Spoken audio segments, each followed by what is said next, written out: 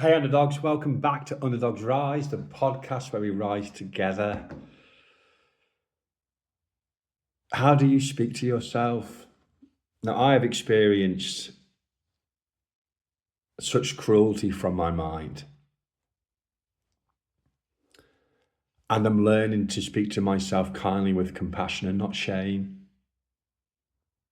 Now, I've experienced shame for the majority of my life, and I know how that feels. That sense of disconnect from yourself, that you're so lost within that you have simply forgotten who you are before the events, before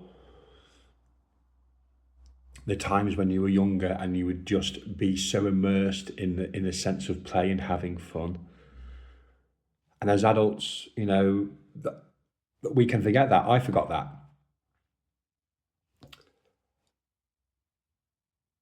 I would talk to myself so harshly that I believed everything that I was saying, that my mind was saying.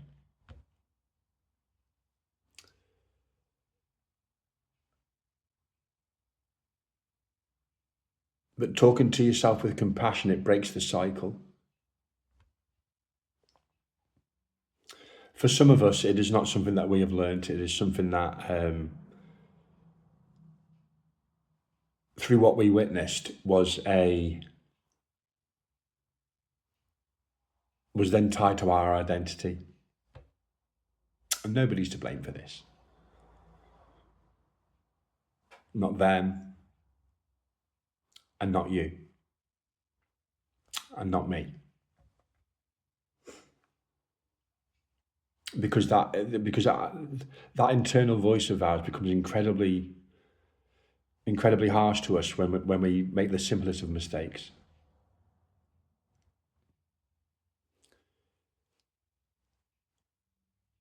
I should know better. I've messed up again. What's wrong with me? But shame itself rarely creates lasting change. It keeps us stuck in the known and the familiar.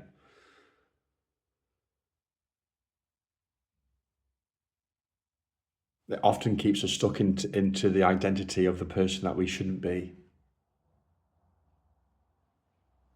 And it's more about remembering and returning to who we were.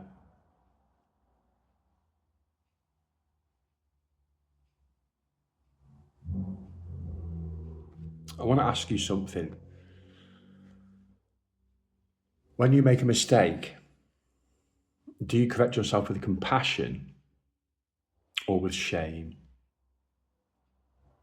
Because simply becoming aware of that is the beginning of change itself, and it's the beginning of change itself with the relationship that you have with you.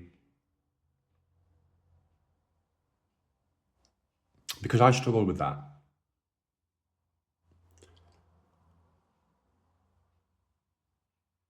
And there are times where that inner voice still comes back. The inner critic, the condemner of all the small wins that I've had, all the successes that I've had. Now, can you relate to that? Because we don't have to hurt ourselves to grow. And I was doing that. I was doing that for decades of my life.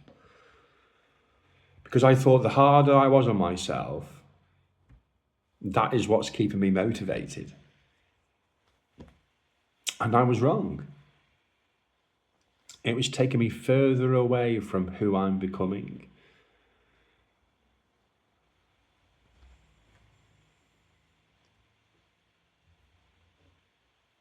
But growth in itself doesn't require us to constantly remind ourselves of what has gone wrong.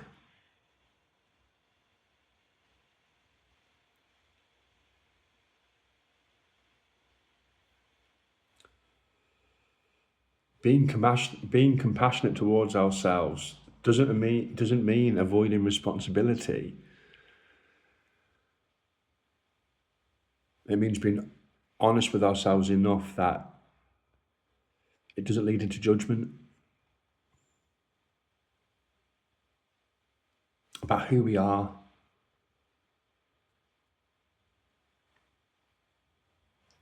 I want to ask you a question. Can you hold yourself accountable without abandoning yourself? Can you learn to say, I didn't get it right, but I can learn from it? This was the cycle that I have been in. There's been moments today where I have experienced just this.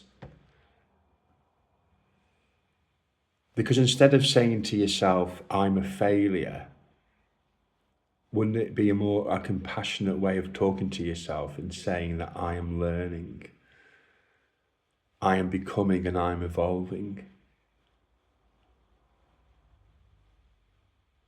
Because the person that you're becoming doesn't need more shame. They need your honesty and your patience and your courage and your willingness to keep on showing up for yourself.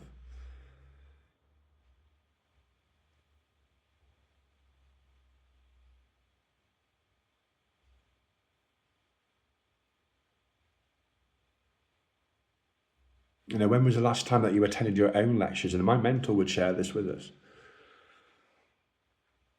When was the last time that you would attend how you were speaking to yourself? And then what would you say to yourself in those moments?